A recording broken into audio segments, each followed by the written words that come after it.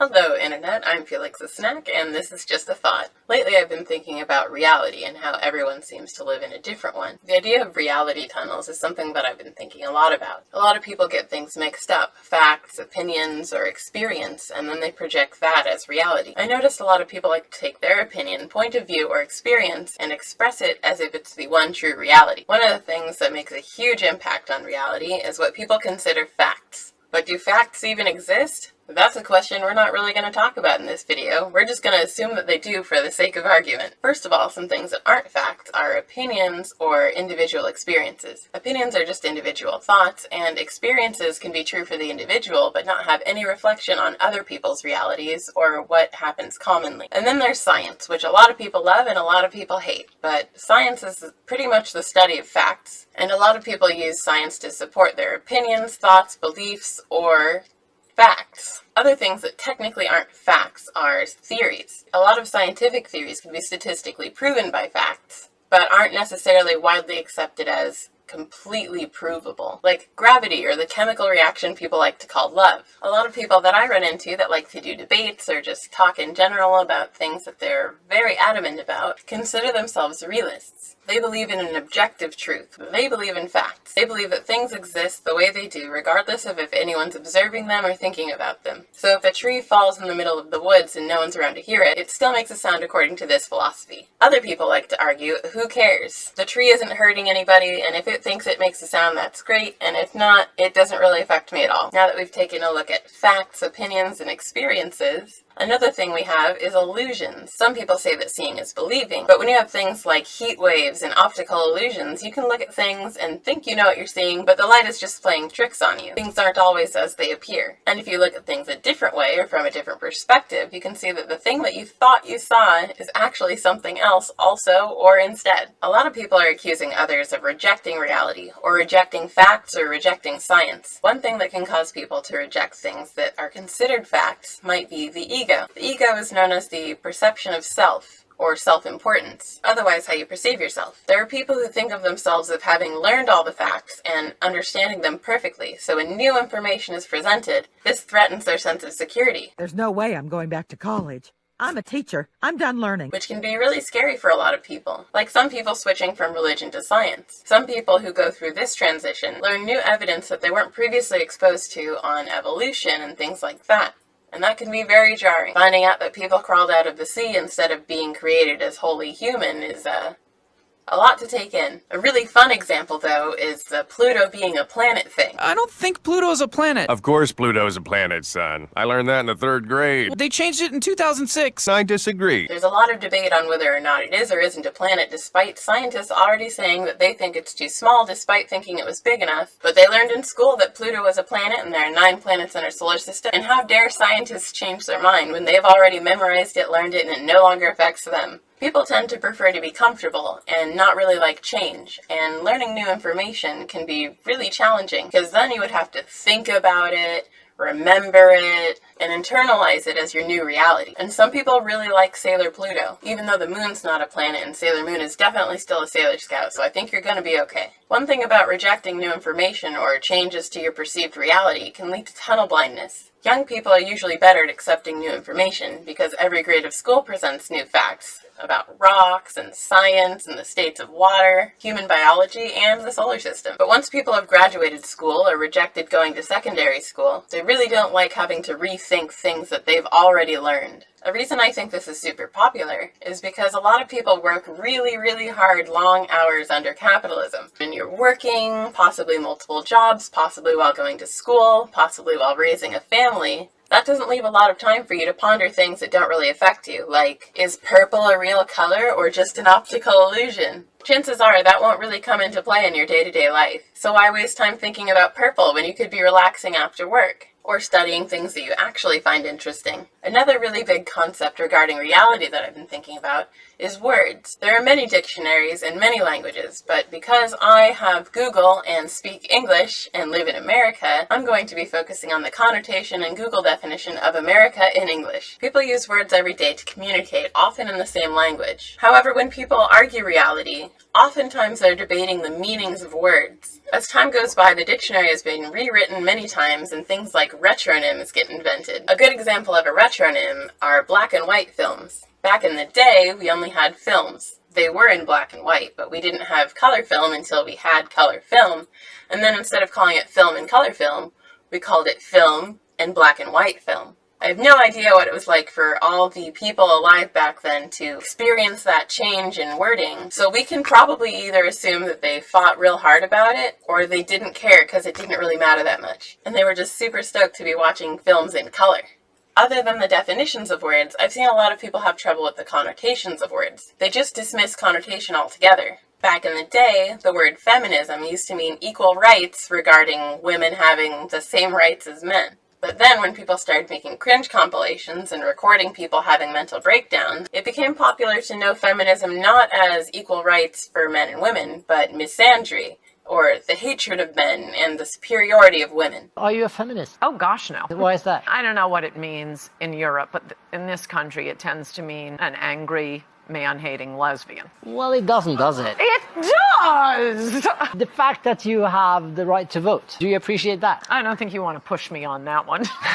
I don't think too many people actually believe that women are superior to men, but they sure do like making videos about it. Another word that I've seen people take issue with is the term cis. In America, we had groups of people called men and groups of people called women. But once a large enough group of people started talking about trans men and women and other non-binary people, you had things like trans women and cis women, and a lot of people really didn't like learning the new prefix of cis, because they consider themselves just women. Like you would call somebody a black woman or a white woman, now there'd be like a trans woman and a cis woman. Some people think of it as normal women and black women and normal women and trans women, but if you're talking to a large enough audience, there are going to be some people that aren't what you would consider default. So if you're talking amongst a group of trans women, you would say such and such is a cis woman to differentiate if it needs to be differentiated. But again, that requires a change in reality or a change in words, and with that can sometimes come an adjustment period or just outright rejection of the term. Another word that I think it's fun to talk about is the word normal. When we're saying normal women versus trans women, then a lot of people think that normal is a good thing. It's default, it's basic, it's standard, which are all totally neutral things, but in this context, they're sometimes preferable to the alternative of just saying cis women. But then there's some people who take offense to be considered normal, standard, or basic. When you're talking to or about somebody who considers their deviation from normalcy to be a standard pillar of their identity, they can feel pretty dismissed if you call them basic, standard, or normal. It can feel like you're trying to put them in a box or reduce them to a stereotype, just as there are others who fetishize their normalness, standardness, and classicness, and often reject any kind of innovation or nuance. But to be fair, most people are normal. That's supposedly how math works. So there are some thoughts on words, but what do we think about things? Here's a fun one. Is a tomato a fruit or a vegetable? Does it matter? As usual, the answer is sometimes. Typically, I wouldn't really think about tomatoes unless somebody put one on top of an ice cream sundae or in a piece of pie. But a long time ago, America decided that it should be a vegetable because of an import tax that affected vegetables, but not fruits. So foreign markets couldn't affect the tomato farmers' prices. Some people have big feelings about that. Despite tomatoes being legally a vegetable and scientifically a fruit, some people think that the law doesn't really matter because they believe that scientifically tomato being a fruit is more than enough and the law shouldn't matter. And again, I personally don't care about tomatoes that much, so I don't really think about it unless I'm making a video that has tomatoes in it for research purposes. And since we live in a society, sometimes we have to think about people. And sometimes people have a race, a background, or a gender. Now, one of my favorite quotes regarding reality is what you can get away with. If you can't get away with it, it's not real. I don't know how much I believe in it, but I do think it's very interesting to think about. When it comes to race, there was one lady who got really into it, and the internet had feelings. Rachel Dolezal was allegedly born to her two white parents, but she identified as a black woman. Are you an African-American woman? I identify as black. And a lot of white people were really mad, and so were a lot of black people. A lot of people didn't really care at all and just went about their lives, but a lot of people were discussing it too. And then there was the issue with the idea of who's actually black and who's not really black. And those issues vary depending on who you talk to. There's a lot of people who will say, who cares? It doesn't affect me. And then there are some people who say race isn't real, but this can actually have some consequences. Back in the day, there was a one-drop test saying that anyone who had any remote black ancestry was automatically black, and therefore could be sold as property or denied land and the right to vote. There's a controversy that a lot of people aren't going to run into unless you are yourself some kind of black, or maybe know someone who's black and cares. But there are some people who go through life experiencing blackness, but then having it denied by other black people because they're not black enough. And that's been a bit of controversy on the internet. Mixed people are not black, and we need to stop making it seem like they are, because I feel like there's a large array of reasons why they are constantly put into this box that I don't think they should be placed into, okay? Mixed people are not black, and I'm tired of people referring to them as black. Let me point something out to you. If you mix two dogs, a Doberman Pinscher and a German Shepherd, you will not have a Doberman Pinscher or German Shepherd. You'd have a mix. And it can also play a huge part in people's social circles. And then there was the issue of who's white and who isn't. Back in the day, I forget because they all kind of seem the same to me now, but it was like British or something was the one true white. And then there was Germans who were okay, I guess. And then there was the Irish who was definitely not white, and the Italians who were definitely not white. But now they're all white. And then there's the Jewish people who are totally white, except for it depends on who you ask. And then there's Arabic people who are legally white. But is race a fact? Can race be scientifically proven? Or is race just an opinion with social consequences? And then there's gender. The gender thing is funny because a lot of people still feel the way that they learned it in school, which was gender and sex are the same thing. Although schools might not be teaching it that way anymore, new information has been found that a lot of people are either embracing or rejecting. Because again, people like to keep it simple and don't really like learning or changing their model of reality. But gender has social consequences. If you're a trans woman and people think you're a cis woman and they treat you like a cis woman, that's going to be a lot different than if people see you as a trans woman and treat you like a trans woman in some cases, depending on who you talk to. Another issue with the idea that seeing is believing. Sometimes people see butch lesbians go into the women's room and assume they're men and get really mad. This is a girl, and you guys are harassing her because she's a dyke. And I'm a man. I'm a fucking female. This is a girl. Do I have to tell you again? You have ID? No, I do not. Get out. Get out. Get out. You got no ID? Get out. This is so sad. Out. Oh, and she's a girl and you're yelling in her face. That's crazy. Right? Don't worry, I got you. I got you. On me again, bro. Those are some pretty intense social consequences. Another thing is that sometimes people don't think black women are women, and then that has social consequences as well. Who is Michelle Obama? Is she really a woman? Is she a man? Rachel Dolezal was supposedly able to get away with pretending to be black for a while before she was caught, and then it ruined her career and she wasn't able to get a job. And while most white people consider me black without asking any questions, there are some spaces where I have to identify as mixed instead of just black, which is what I normally say because it saves time. A lot of the times if I say mixed in front of white people, they ask mixed with what? And I don't really think my genetic makeup is all that interesting or worth discussing with random strangers. And then there's the debate on whether Africans are black, which has a lot of social consequences. When a majority of society treats you one way, but then in a group of people that society might consider your own people treat you very differently, you can insist that things are one way all you want, but there will still be consequences either way. People used to get in a lot of trouble for suggesting that the world was round, or that the earth revolved around the sun instead of the other way around. Even when you end up being right, there can still be serious consequences for saying what you believe, even if it is recognized as a fact. As for background, when somebody calls or considers another person rich, some people might laugh at them, or the person being accused of having wealth might become offended, because they don't believe that they have enough wealth to merit that title. Though it's common for lower class incomes to say they want to be rich, it's also common to see people of higher wealth backgrounds denouncing the idea of being rich, seeing it as an offensive thing to call them, as if you're saying they're bad, or that the only way to gain wealth is to be exploitative. Whether they call it a word with or without connotation, it still has social and practical consequences. Are you rich enough to own a house and have groceries?